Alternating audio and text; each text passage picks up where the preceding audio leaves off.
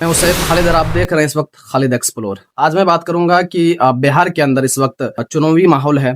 सारी सियासी पार्टियां अपना एड़ी चोटी का जोर लगा रही है कि हम चुनाव लड़े, हम गठबंधन में शामिल हो। इसी बीच AIMIM ऑल इंडिया मजलिस इत्तेहादुल मुस्लिमीन, जो कि असदुद्दीन अवैसी साहब की पार्टी है, जो हैदराबाद से है और वो सीमांचल में उसकी मजबूत पकड़ है, जहां से उनके 5 MLA जीते थे, जिसमें से 4 भाग गए। सिर्फ बचे एक अख्तरुल ईमान साहब, जो कि बिहार प्रदेश अध्यक्ष भी है, और 4 MLA जो RJD से अपना सेटिंग करके उनके साथ चले गए। ये एक अलग बात है, लेकिन आपको इस चीज को समझना पड़ेगा कि आप गठबंधन अगर कर रहे हैं तो आप किस पार्टी के साथ कर रहे हैं। महागठबंधन की बात करें तो मुकेश सहनी, जिसकी आबादी कितनी है, सहनी की आबादी कितनी है बिहार में, थोड़ा सोच के बताइएगा आप लोग, कितना % है उनका। मेरे ख्याल से तो कुछ भी नहीं है, मुस्लिम के आगे में तो कुछ भी नहीं है। तो आप किसी मुस्लिम पार्टी को अपने पार्टी में जगह नहीं दे रहे हैं और आप उनसे ये कह रहे हैं कि हम तो हैदराबाद चुनाव लड़ने के लिए नहीं जाते हैं। तो आपको मना किसने किया भाई?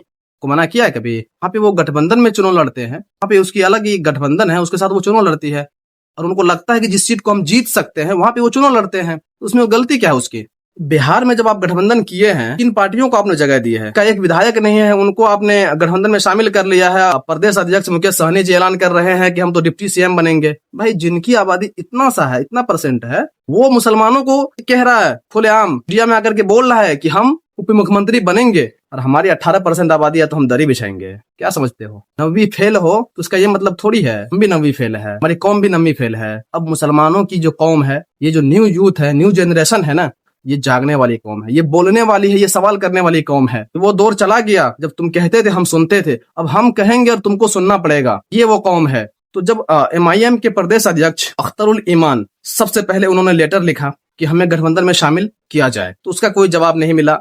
मीडिया में काफी हलचल भी हुई कि वो गठबंधन में शामिल किए जा सकते हैं, बहुत सारे का न्यूज चैनल भी चला।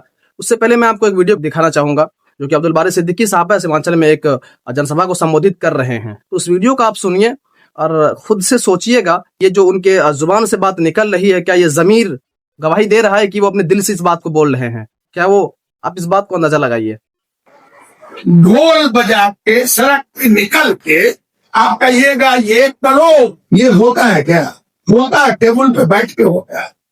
और फिर आपकी जो राजनीति है, वो राजनीति सिर्फ बिहार के लिए आप किसको फायदा पहुंचाना चाहते हैं? आपने सुना ना वीडियो? आपको लग रहा है कि ये बात वो अपने दिल से बात कर रहे हैं या फिर उसके जमीर जिंदा है? अगर जमीर जिंदा होते तो इस बात का एहसास होना चाहिए था। डॉक्टर साहबुद्दीन से ज्यादा वफादार आप नहीं हो सकते हैं कभी भी। डॉक्टर साहबुद्दीन से ज्यादा कुर्बानी आप नहीं दिए होंगे RJD के लिए। डॉक्टर साहबुद्दीन साहब के साथ क्या हुआ, किसी से ढका और छिपा हुआ नहीं है।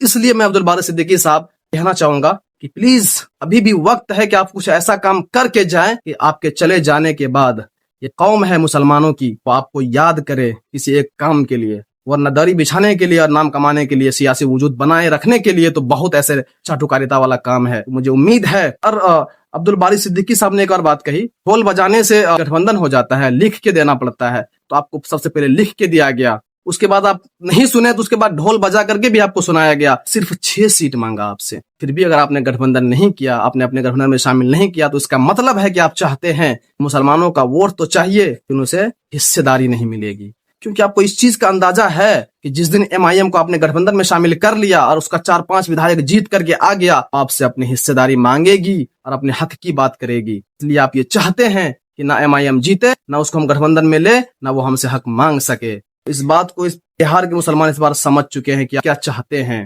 तो अब्दुल बारी सिद्दीकी साहब, आपसे गुजारिश होगा कि अख्तरुल ईमान ने लिखित भी दिया है, ढोल भी बजाया है, अगर आपके पार्टी के अंदर इतनी मजबूत पकड़ है तो आप बात करके दिखाइए और गठबंधन करवा के दिखाइए MIM से। बहुत सारे लोगों का सवाल रहता है कि MIM का जो मानसिकता, उनका जो सोचने का तरीका है वो और पार्टी से अलग है, इसलिए उसे गठबंधन में शामिल नहीं किया जा सकता है। के बारे में भी मैं आपको बताता हूँ। चलिए मैं आपको लेके चलता हूँ महाराष्ट्र, चलिए उत्तर प्रदेश। जो लोग ये बात कहते हैं कि MIM का विचारधारा अलग है, उनसे गठबंधन नहीं हो सकता है, तो मासूमों से मैं पूछना चाहता हूँ, शिवसेना जैसी कट्टर सोच वाले से महागठबंधन का समझौता कैसे हो सकता है? उत्तर प्रदेश में समाजवादी से जैन चौधरी का गठबंधन कैसे हो सकता है? वो अपने दल बल के साथ भी BJP में है।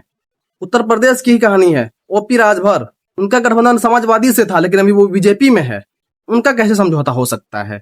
महाराष्ट्र में जब महाविकास आघाड़ी का सरकार थी तो अजीत पवार वहां के उप मुख्यमंत्री थे, लेकिन अभी वो भी भाजपा में है। और कर्नाटका की बात देखिए, वहां पे कांग्रेस और JDS का गठबंधन था, अचानक से विधायक बगावत करता है और सरकार गिर जाती है और फिर वहां पे बीजेपी की सत्ता आ जाती है। तो जब उन लोगों से गठबंधन हो सकता है तो एमआईएम से क्यों नहीं? एमआईएम उस हिंदुओं की बात नहीं करता, एमआईएम उन लोगों की बात करता है जिनकी बात कोई नहीं करता। एमआईएम दलित, गरीब, मजलूम उनकी बात करता है। हक नहीं मिलता वो उनके लिए लड़ता है। वो ये नहीं देखता कि ये मुस्लिम है या ये हिंदू है। इस बात को अगर आपको देखना है तो एक बार आप हैदराबाद जरूर विजिट कीजिए। हैदराबाद जाकर के आप पता लगाइए कि वहाँ के हिंदू कितना खुश हैं और कितना मानते हैं उन्हें, बात कहते हैं। उम्मीद करता हूँ इस वीडियो को आप लोग ज्यादा से ज्यादा शेयर करेंगे और उन गद्दारों तक पहुंचाएंगे मुसलमानों के साथ गद्दारी कर रहे हैं। मिलते हैं फिर नेक्स्ट वीडियो में, तब तक के लिए शुक्रिया।